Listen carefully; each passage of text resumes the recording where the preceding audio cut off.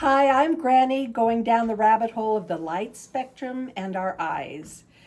As a reminder, I am not a scientist. I've never been a scientist. I'm just a very curious granny. So I want you to look at the structure of the eye. Our eyes are amazing and complicated, but a miracle. Several years ago, when I was having a lot of headaches, I went to an ophthalmologist. And he said my eyes were just fine. The problem was is that I was suffering from eye strain, and he had me do a series of exercises, which he does with all of his patients. So in addition to giving glasses, say, or whatever that ophthalmologists do, he had me do a series of 5 exercises every day. The first one was you go side to side to side to side as far up and you work your way down. The other one is up and down, up and down, up and down, all the way from one side to the other. The other one was an X. You make X's and keep doing that. I don't even remember. I probably do 15 or 20 for each one. The other one is better done outside because he wanted you to focus on something really far away and then up close to you, like your fingernails, or not your phones, but something close to you, even a book, and then far away and then up close. You keep doing that. And then the fifth exercise was taking a pencil, putting it at arm's length, focus on it, and constantly focus on it while you're bringing it close, and then you go back, and you keep doing that because the eyes are full of muscles. And just like any other muscle, you need to exercise it for it to remain nice and strong. So our eyes have cones and rods in them, which are types of photoreceptors. Now you're probably asking, what has this got to do with the light spectrum? Be patient. So these photoreceptors in the retina of the eye are specialized nerves in the retina that convert the light information to neural impulses that are sent to the brain for the brain to interpret.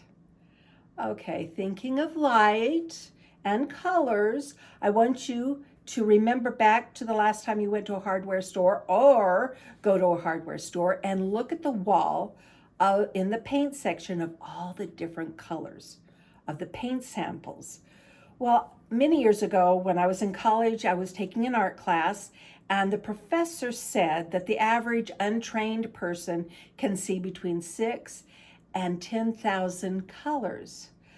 But a trained artist or even a photographer, there's a lot of people who are trained in colors, they can see close to 30,000. Okay, so in my last episode, I asked you, is what you're seeing the same as your friend sitting next to you? Well, there's a condition called color blindness or color vision deficiency, and it is a group of conditions that affects a person's perception of color. Now, it can be inherited.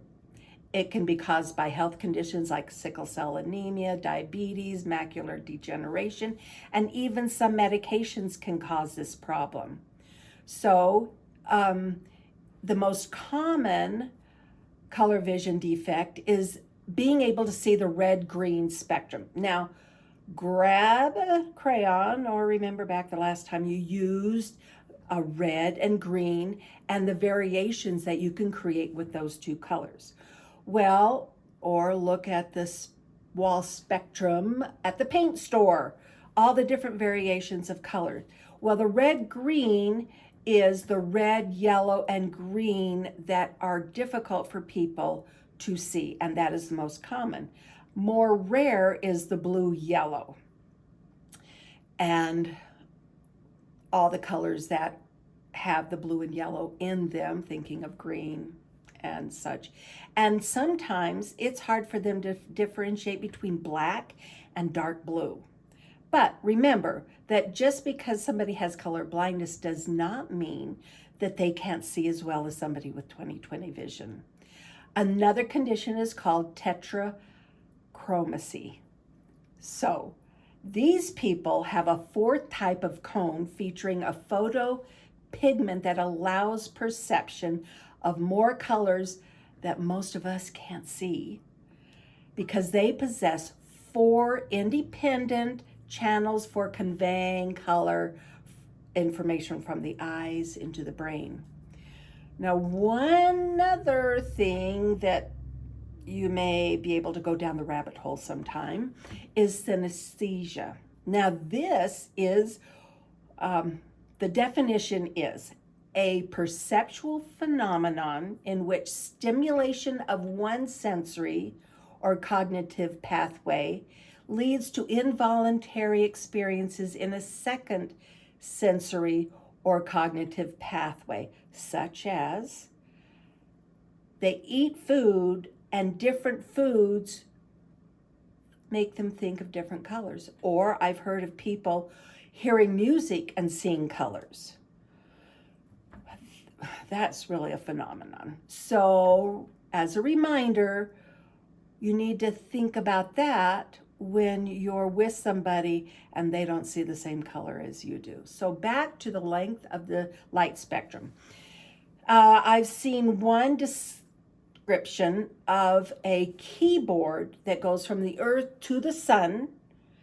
That represents the light spectrum, and the sun is 93 million miles away, and the amount of the light spectrum is minuscule. PBS special that I was watching, they described it of the light spectrum. If it was from San Diego to New York City, and that's about 2,700 miles, we only see 3 feet of that whole spectrum. So doesn't that make you wonder that we walk around our world and we're interacting with those things that we see? It makes you wonder what's around us that we don't see. All right, so we can see rainbows because it falls within the spectrum our eyes recognize. Rainbows are visible light of different wavelengths, and I mentioned wavelengths and frequencies, which we will get into more detail in another episode. But these rainbows are visible light of different wavelengths producing different colors, which are referred to as electromagnetic. You heard that word before in one of my episodes. Electromagnetic radiation spectrum wavelengths. And Granny Goes Down the Rabbit Hole discussed electromagnetism when we were discussing volcanoes and the auroras. And in a future episode, when we talk about lightning, we will also discuss electromagnetism. So humans generally see wavelengths at 380 nanometers, which is very small. And if you think about it, we see differently than animals. Go down that rabbit hole. That's really interesting.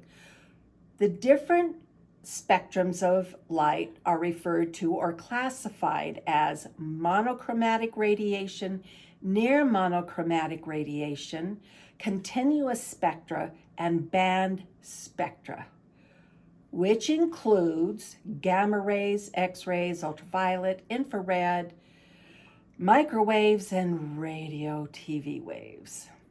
In my next episode, we continue learning about the light spectrum and how spectroscopy helps us understand the stars. Thank you for joining me in this episode. Please like, subscribe, and share. Thank you for joining me when Granny Goes Down the Rabbit Hole.